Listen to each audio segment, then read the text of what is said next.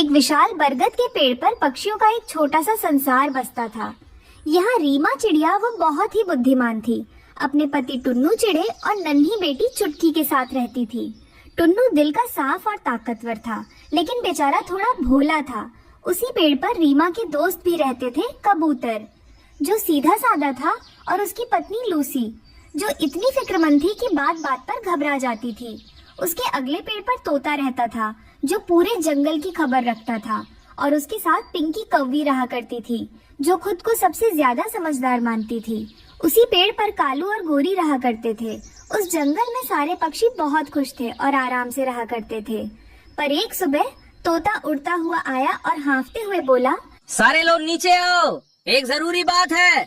सारे लोग नीचे आओ, एक जरूरी बात है। सावधान, खबर मिली है कि उत्तर की पहाड़ियों से वो खूंखार चील इस तरफ आ रहा है। मैंने तो पहले ही कहा था कि हमें घर बदल लेना चाहिए, पर मेरी सुनता कौन है? डरने की क्या बात है, मैं हूँ ना, उस चील को मजा चखा दूंगा। टुन्नू, ताकत से ज्यादा यहाँ दिमाग की जरूरत है। चील हमसे बहुत बड़ा और ताकतवर है। अब हम लोग क्या करेंगे? मुझे तो बहुत ज्यादा चिंता हो रही है। कहीं वो चील हम सबको मारकर खाना ले? मुझे पता नहीं कि तुम लोग इतनी चिंता क्यों करते हो। अभी तो वो चील नहीं आया ना, आने के बाद देखेंगे। अब से ही चिंता करेंगे तो हम लोग सुकून से कैसे रह पाएंगे। मगर वो पक्षियों को पता नहीं था कि वो चील कब का आ चुका है। मैंने सुना है कि यहाँ पर तरह तरह के पक्षी रहते हैं। अब तो मुझे खाने की चिंता करने की कोई जरूरत नहीं है। तभी वहाँ से फलों की तलाश में जाती हुई रीमा चिड़िया वह चील को देख लेती है और बहुत ज्यादा डर जाती है। अरे बाप रे, ये चील तो आ चुका है। अब हम लोग क्या करेंगे? मेरी बेटी तो उड़ भी नहीं सकती। अब तो मुझे तुरंत सारे पक्षियों को बताना होगा। दोस्तों, जल्दी यहाँ से भागो, वो चील आ चुका है। किसी भी समय पर हम पर हमला कर सकता है। मगर रीमा, हम लोग कहाँ जाएंगे? हमारे पास तो छूटने के लिए कोई भी स्थान नहीं है। दोस्तों, सारे लोग मेरे पीछे पीछे उस बड़ी सी गुफा की तरफ चलो। मगर रीमा, वहाँ पर तो हरी नागिन रहती है ना। हम लोग वहाँ जाएंगे तो वो हम सब लोगों को खा जाएगी। अरे पिंकी, पहले तुम यहाँ से चलो, वरना वो चील हम सबको अभी मारकर खा जाएगा। सारे पक्षी उसे गुफा की तरफ तुरंत उड़ जाते हैं। उन लोगों को जाते ही तभी वहाँ पर खूंखार चील आ जाता है और वो कहता है, मुझे लगता है कि ये पक्षी मुझे देखकर यहाँ से भाग चुके हैं। भागो भागो, कितनी देर भागोगे? तुम लोगों को भगा भगा कर खाने में मजा ही कुछ और होता है। ऐसा कहकर वो खूंखार चील सारे पक्षियों को ढूंढने लगता है। वहीं दूसरी तरफ सारे पक्षी हरी नागिन के गुफा के बाहर पहुंच चुके थे। गुफा के मुहाने पर विशाल हरी नागिन बैठी थी। उसका बेटा नागू उसके पास खेल रहा था। नागिन को देखकर कबूतर डर के मारे थर थर कांपने लगा। तुम नन्हे पक्षियों की हिम्मत कैसे हुई मेरे घर में कदम रखने की? माता, हम जानते हैं कि हम आपके भोजन बन सकते हैं, लेकिन ऊपर एक शिकारी चील हमारी नस्ल खत्म करने पर तुली है। हम आपसे शिकार नहीं, शरण मांगने आए हैं। क्या एक माँ दूसरी माँ की मदद नहीं करेगी? नागिन को रीमा की छोटी बेटी को देखकर बहुत ज्यादा तरस आ जाता है। अंदर आ जाओ, मेरे रहते उस चील की परछाई भी यहाँ नहीं आ सकती। सारे पक्षियों को गुफा में जाते हुए चील देख लेता है और वह तुरंत वहाँ पर आ जाता है। ऐ नागिन, इन पक्षियों को बाहर निकाल, ये मेरा शिकार है। हरी नागिन धीरे से गुफा से बाहर निकली। उसकी लंबाई और उसकी चमकती आंखें देखकर चील के पसीने छूट गए। ये पक्षी अब मेरे मेहमान हैं। अगर अपनी जान प्यारी है तो अभी यहाँ से चली जा, वरना मेरे जहर का स्वाद चखना होगा। चील ने हमला करने की कोशिश की, लेकिन नागिन ने इतनी फुर्ती से उसे डसा कि चील दर्द से कराहती हुई आसमान में ओझल हो गई। गुफा के अंदर सन्नाटा था। कबूतर और लूसी डर के मारे एक कोने में दुबके थे। कालू और गोरी भी चुप थे। तभी रीमा ने देखा कि छोटा नागू अकेले खेल रहा है। चुटकी धीरे से नागू के पास गई और उसे एक छोटा सा जंगली फल दिया। नागू चुप रहा, लेकिन उसकी आंखों में चमक आ गई। माता, आपने हमारी जान बचाई, हम आपके बहुत आभारी हैं। अब हम चले जाते हैं। बाहर का मौसम खराब हो रहा है और चील वापस आ सकती है। तुम सब यहीं रह सकते हो, ये गुफा बहुत बड़ी है। मैंने हमेशा सोचा था कि सांप सिर्फ दुश्मन होते हैं, लेकिन आज समझ आया कि रक्षक कोई भी हो सकता है। आपने हमें सिर्फ घर नहीं दिया, आपने हमें जिंदगी दी है। हम सब मिलकर इस गुफा को खुशियों से भर देंगे। मैं और गौरी हर रोज आपके और नागू के लिए दूर से ताजा फल और खबरें लाएंगे। दिन बीतते गए। वो पुरानी गुफा अब एक अनोखा घर बन गई थी। पक्षियों ने गुफा की ऊंची दीवारों पर घास और टहनियों से सुंदर घोंसले बना लिए थे। नीचे जमीन पर हरी नागिन और नागू आराम करते और ऊपर पक्षी चहचहाते। जब भी कोई खतरा आता, नागिन खड़ी हो जाती और जब भी नागिन को किसी चीज की जरूरत होती, पक्षी हाजिर हो जाते। इस तरह वो सारे पक्षी सांप की गुफा में अपने घोंसले बनाकर खुशी खुशी रहने लगे। उन्होंने साबित कर दिया कि अगर नीयत साफ हो और बुद्धि का सही इस्तेमाल किया जाए तो दुश्मन भी सबसे पक्का दोस्त बन सकता है। सुंदरवन का मौसम बहुत ही सुहावना था। हल्की हल्की हवा चल रही थी और सूरज की किरणें पेड़ के पत्तों से छनकर नीचे आ रही थी। इसी जंगल में रीमा चिड़िया अपने परिवार के साथ बहुत खुशी से रहती थी। उसका बेटा कुकू अब थोड़ा बड़ा हो गया था और उड़ने की कोशिश करता रहता था, लेकिन आज जंगल में एक अजीब सी उदासी थी, खासकर उनके दोस्त छोटू कबूतर के चेहरे पर। अरे रीमा, देखो तो, हमारा दोस्त छोटू कबूतर आज कितना उदास बैठा है। वो तो हमेशा गुटर घूम करके सबको हंसाता रहता है। हाँ टुन्नू जी, बात तो चिंता की है। चलो उससे पूछ कर आते हैं। कुकू, तुम यहीं रहना। ठीक है माँ, मैं पिंकी आंटी के आने का इंतजार करता हूँ। रीमा और टुन्नू छोटू कबूतर के पास जाते हैं। छोटू सिर झुकाए बैठा है। क्या हुआ छोटू भाई, तुम इतने परेशान क्यों लग रहे हो? क्या किसी ने कुछ कहा? रीमा बहन, क्या बताऊं, मेरी कम ऊंचाई और मेरी छोटी उड़ान ही मेरी दुश्मन बन गई है। मैं लूसी से प्यार करता हूँ और वो भी मुझसे प्यार करती है, लेकिन क्या? लूसी तो बहुत ही प्यारी और समझदार कबूतरी है। लूसी तो ठीक है, पर उसकी माँ, वो बहुत ही स्वार्थी हैं। उनका कहना है कि मैं बहुत नीची उड़ान भरता हूँ। मेरी कदकाठी छोटी है, इसलिए मैं उनकी बेटी की रक्षा नहीं कर सकता। वो लूसी की शादी किसी ऊंची उड़ान वाले कबूतर से कराना चाहती हैं। तभी वहाँ पिंकी, कौवी और तोता आ जाते हैं। मैंने सब सुन लिया। ये तो सरासर गलत है। अकल और हिम्मत का कद से क्या लेना देना? लूसी की माँ को समझाना होगा। मैं अपनी बुद्धि से कोई तरकीब निकालती हूँ। सही कहा पिंकी, मैं भी तुम्हारे साथ चलूंगा। मैंने सुना है कि लूसी की माँ आज जंगल की सभा में आने वाली है। दूसरी तरफ जंगल के बदमाश कालू कौवा और उसकी पत्नी गौरी को दूसरों के दुख में मजा आता था। लेकिन कालू की माँ एक बहुत ही नेक दिल और अच्छी बुजुर्ग थी, जो हमेशा अपने बेटे को सुधारने की कोशिश करती थी। सुन गौरी, आज मजा आएगा। उस बौने कबूतर की बेइज्जती होगी। लूसी की माँ उसे सबके सामने डांटेगी। हम भी थोड़ा नमक मिर्च लगाएंगे। हाँ कालू जी, मुझे तो वो कबूतर वैसे भी पसंद नहीं। वो हमेशा रीमा और पिंकी के साथ रहता है। आज उसकी शामत आएगी। कालू, गोरी, शर्म नहीं आती तुम दोनों को? किसी की मजबूरी का मजाक उड़ाते हो। याद रखना, अहंकार हमेशा हारता है। वो कबूतर छोटा है, लेकिन दिल का साफ है। ओह माँ, तुम तो बस ज्ञान देती रहती हो। चुपचाप तमाशा देखो। सभा शुरू हुई। लूसी रो रही थी। उसकी माँ गुस्से में पंख फड़फड़ा रही थी। छोटू कबूतर रीमा और टुन्नू के साथ वहाँ पहुँचा। खबरदार, जो तुम मेरे बेटी के आसपास भी दिखे, देखो अपनी हालत। तुम जमीन से बस 4 हाथ ऊपर उड़ते हो। अगर कोई मुसीबत आई तो मेरी बेटी को लेकर आसमान में कैसे भागोगे? माँ प्लीज, छोटू बहुत बहादुर है। मुझे ऊंची उड़ान से नहीं, अच्छे दिल से मतलब है। चाची जी, माफ कीजिएगा, लेकिन ऊंचाई ही सब कुछ नहीं होती। कभी कभी जो काम सुई कर सकती है, वो तलवार नहीं कर सकती। छोटू भाई जंगल के हर कोने को जानते हैं, क्योंकि वो नीचे उड़ते हैं। बातें बनाना तो कोई पिंकी से सीखे। अरे अगर चील आ गई तो ये कबूतर क्या करेगा? चील के पैरों में गिरकर माफी मांगेगा। गोरी, किसी का मजाक मत उड़ाओ। वक्त बदलते देर नहीं लगती। बहस चल ही रही थी कि अचानक आसमान में एक काली परछाई मंडराने लगी। जंगल में सन्नाटा छा गया। वो एक खूंखार चील थी जो शिकार की तलाश में थी। उसकी नजर लूसी की माँ पर पड़ी, जो सबसे ज्यादा शोर मचा रही थी और खुले में बैठी थी। भागो, चील आ गई, सब छुप जाओ। अफरा तफरी मच गई। कालू कौवा और गौरी कव्वी जो बड़ी बड़ी बातें कर रहे थे, अपनी जान बचाने के लिए सबसे ऊंचे पेड़ की ओर उड़ गए। लेकिन चील बहुत तेज थी।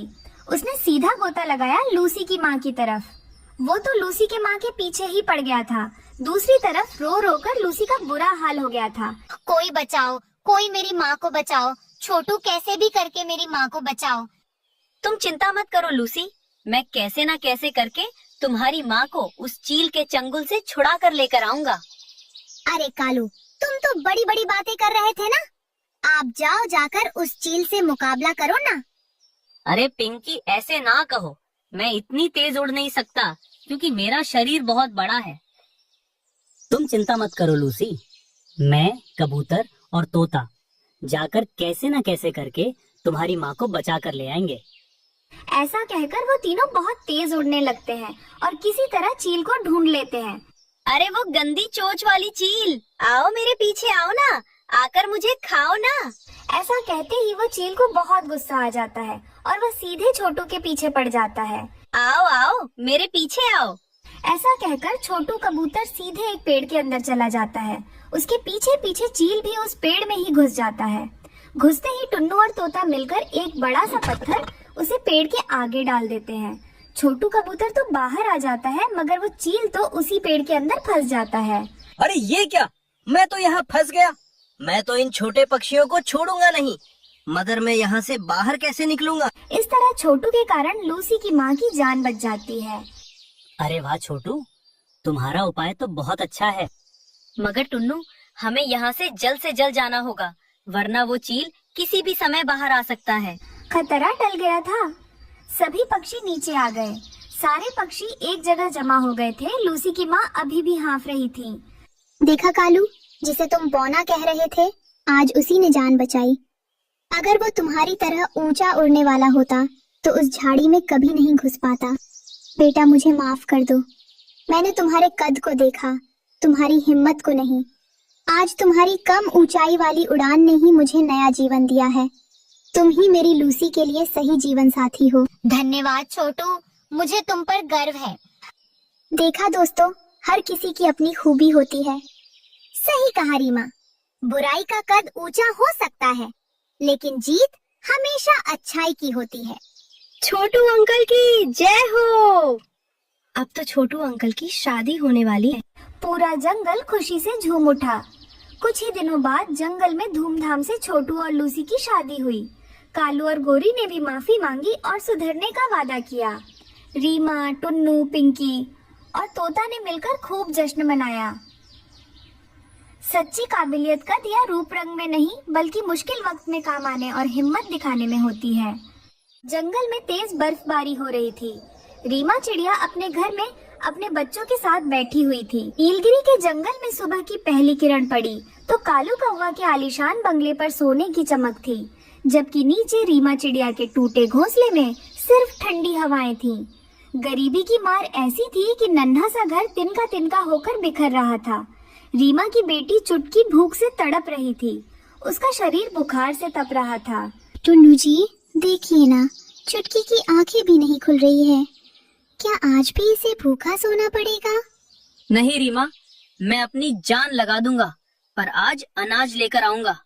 मैं कालू के पास जा रहा हूँ, शायद उसे पुराना कर्ज याद आ जाए। पिताजी, क्या अमीरों के पास दिल नहीं होता? जग्गू ने कल अपनी जूठन जमीन पर फेंक दी, पर मुझे एक दाना नहीं दिया। बेटा, दौलत अक्सर आंखों पर पर्दा डाल देती है। फिर टुन्नू भागा भागा अपने पैसे लेने के लिए कालू कौवे के पास चला जाता है। टुन्नू कालू के ऊंचे पेड़ पर पहुंचता है। गोरी अपने घर के बाहर खड़ी हुई थी और जग्गू महंगे फलों से खेल रहा था। कालू भाई, मेरी चुटकी मर रही है, बस थोड़ा सा दाना दे दो, मैं आपके घर की सारी सफाई कर दूंगा। सफाई? ओ टुन्नू, तेरे छूने से मेरा घर गंदा हो जाएगा, भाग यहाँ से। अपनी गरीबी की बदबू मेरे घर मत ला।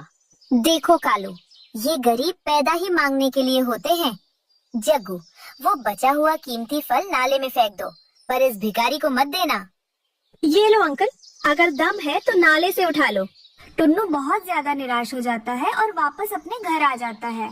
टुन्नू, रीमा, चुटकी अपने घर के बाहर बैठे हुए थे। तभी कबूतर और लूसी उनके लिए कुछ अनाज लेकर बाहर आ जाते हैं और उनसे कहते हैं, दोस्त, आंसू मत बहाओ, हमारे पास कुछ अनाज है, ये तुम ले लेना। तुम्हारा बहुत बहुत धन्यवाद कबूतर। अगर तुम ना होते तो आज तो मेरा परिवार भूखा ही सो जाता। रीमा बहन, ये देखो, मैं चुटकी के लिए जड़ी बूटियाँ और गरम रुई लाई हूँ। जब तक ये ठीक नहीं होती मैं तुम्हारे साथ ही रहूंगी। तभी वहाँ पर पिंकी और खबरी तोता भागे भागे आते हैं और उन लोगों से कहते हैं, टुन्नू, रीमा, लूसी, शाम तक बहुत बड़ी तूफानी बारिश होने वाली है।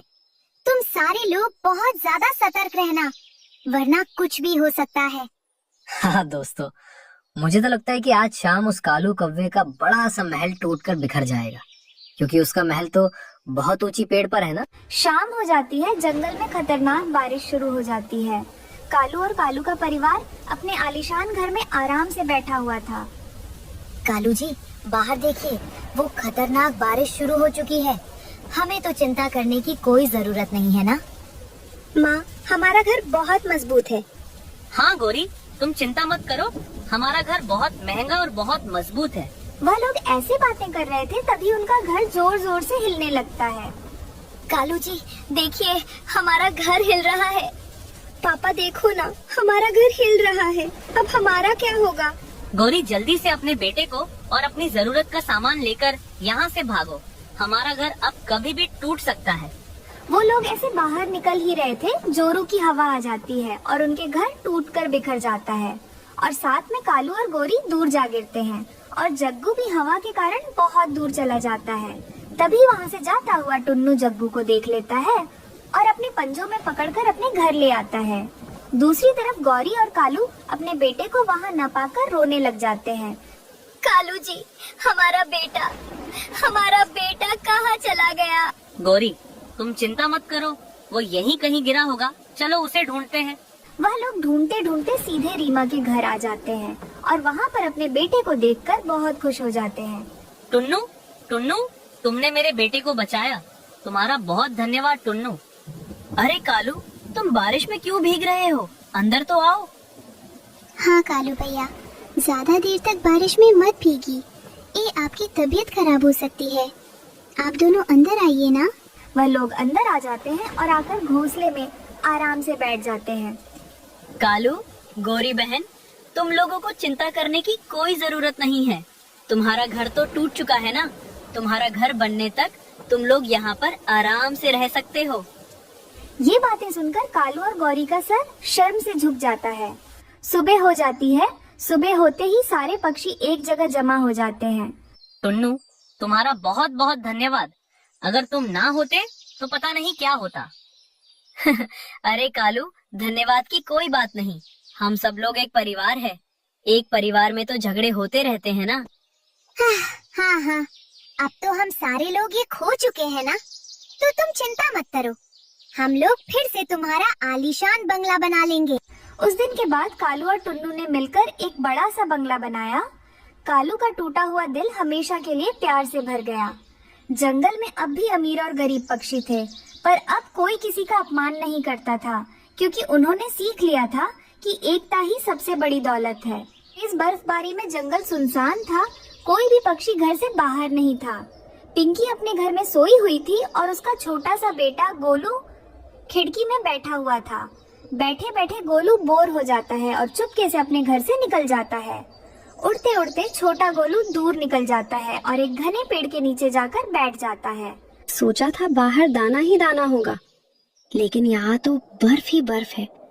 कुछ भी तो नहीं यहाँ खाने को। थोड़ी दूर एक पेड़ पर बैठा हुआ बुरा कौवा उस गोलू को देख रहा था। वो दुष्ट बुरा कौवा छोटे गोलू के पास आता है। गोलू, तुम तो बहुत ज्यादा बहादुर हो। तुम तो इतनी तेज बर्फबारी में भी घर से बाहर आ गए। ये सब मैंने मेरी मम्मा से सीखा है। मेरी मम्मा भी तेज बर्फबारी में उड़ लेती है। मेरा घर तो पहाड़ों के पास है और मेरे घर के बाहर तितलियां भी हैं। क्या तुम तितलियों से दोस्ती करोगे? मुझे तो तितलियां बहुत पसंद है। मैं जाऊंगा आपके साथ और तितलियों से दोस्ती करूंगा। रीमा चिड़िया किसी काम से उड़ती हुई वहाँ से गुजरती है। छोटे गोलू को बुरे कौवे के पास बैठा हुआ देखकर रीमा चिड़िया वहाँ आ जाती है। तुम छोटे गोलू, तुम यहाँ क्या कर रहे हो? ये मेरे साथ तितलियां देखने के लिए जा रहा है। मगर कव्वे, तुम कौन हो? मैं तो इसके पापा का दोस्त हूँ। गोलू अपने पापा से पूछ कर आया है ना छोटे गोलू? छोटे गोलू से पहले बुरा कौवा बोलता है। छोटा गोलू भी बुरे कौवे की बात सुनकर झूठ बोल देता है। हाँ रीमा आंटी, मैंने तो मम्मा पापा से पूछ लिया है। मेरे मम्मा पापा ने ही मुझे इनके साथ तितलियां देखने के लिए भेजा है। मगर ऐसी बर्फबारी में घर पर ही रहना चाहिए। रीमा चिड़िया वहाँ से चली जाती है और बुरा कौवा छोटे गोलू को साथ ले जाता है। जब थोड़ी देर बाद माँ पिंकी की आँख खुलती है तो अपने बेटे को घर में ना देखकर घबरा जाती है। मेरा गोलू कहाँ चला गया? परेशान माँ पिंकी घर से निकलती है। वो बर्फ में अपने बच्चे को इधर उधर देखती है और फिर रीमा चिड़िया के घर जाती है। रीमा, मेरा बेटा घर से बाहर चला गया है। मैं कब से उसे ढूंढ रही हूँ। छोटे गोलू को तो मैंने एक कौवे के साथ बैठा हुआ देखा था। मैंने पूछा तो उसने कहा कि वो अपने मम्मा पापा से पूछ कर आया है। चिड़िया, वो कौवा मेरे बेटे को कहाँ ले गया होगा? अब मैं मेरे बेटे को कहाँ ढूंढूंगी? मेरा बेटा। पिंकी बहन, रोने से कुछ नहीं होगा। हम सबको छोटे गोलू को ढूंढने के लिए जाना होगा। वो कौवा ज्यादा दूर तक गया नहीं होगा। चलो हम गोरी कौवी के पास जाते हैं। उसे कौवों के बारे में बहुत अच्छे से पता होगा। ऐसा कहकर वो दोनों गौरी कालू के घर चले जाते हैं। ऐसी बड़ी चोंच और बड़ी बड़ी आँखों वाला कौवा सागर वाले जंगल में रहता था। मैं जानती हूँ उसे। और मैंने सुना है वो कौवा बच्चों को पकड़ पकड़ कर खाता है। अगर हम सबने जल्दी से गोलू को नहीं बचाया तो कुछ भी हो सकता है। मैं तुम सबके साथ चलती हूँ और उस कौवे की अच्छे से खबर लेती हूँ। फिर गोरी कौवी, रीमा चिड़िया और पिंकी गोलू को ढूंढने निकलती है। वो सब आगे जाती है। माँ जी, क्या हमारा छोटा गोलू यहाँ तो नहीं आया? नहीं, यहाँ तो कोई नहीं आया। छोटा गोलू थक जाता है और एक जगह बैठ जाता है। अंकल, मैं तो थक गया हूँ। बर्फ में उड़ना बहुत मुश्किल है। छोटे गोलू, तितलियां नहीं देखोगे तुम? वहाँ चलना है हमें। मैं और नहीं जा सकता आपके साथ। आप पहले ही बहुत दूर लेकर आए हो मुझे मेरे घर से। जाएगा कैसे नहीं तू मेरे साथ? मैं अब तुझे उठा कर ले जाऊंगा। बचाओ मुझे, कोई बचाओ, कोई है यहाँ? कबूतर का घर थोड़ी ही दूर था। वो शोर सुनकर वहाँ आ जाता है। दुष्ट कौवे, क्यों बच्चे को डरा रहे हो? मैं तो इस बच्चे को अपने घर लेकर जा रहा था। ये गंदा अंकल मुझे अपने घर से बहुत दूर लेकर आया है। मेरा घर तो बहुत दूर था। अब मुझे इस गंदे अंकल से बचा लो। कौवे, तुम बच्चों का अपहरण करते हो। कबूतर और कौवे में लड़ाई शुरू हो जाती है और छोटा गोलू शोर मचाने लगता है। गोरी, रीमा चिड़िया और गोलू की मम्मा पिंकी भी वहाँ आ जाते हैं। पिंकी अपने बेटे को गले से लगा लेती है। बुरा कौवा इतने पक्षियों को देखकर डर जाता है और वहाँ से भागने की कोशिश करता है, मगर गोरी कौवी से कौन बच सकता है? मारो इसे और इसकी बड़ी सी चोंच को तोड़ दो। फिर वो सब बुरे कौवे को पकड़कर बहुत मारते हैं और छोटे गोलू को सुरक्षित घर ले जाते हैं। मम्मा, मुझे माफ कर दो। मैं फिर कभी भी किसी अजनबी के साथ नहीं जाऊंगा। बेटा, मैं कितनी परेशान हो गई थी। फिर कभी ऐसे मत करना और मुझे बताकर घर से बाहर निकलना। हमें कभी भी माता पिता को बताए बिना घर से बाहर नहीं जाना चाहिए और अनजान लोगों पर भरोसा नहीं करना चाहिए।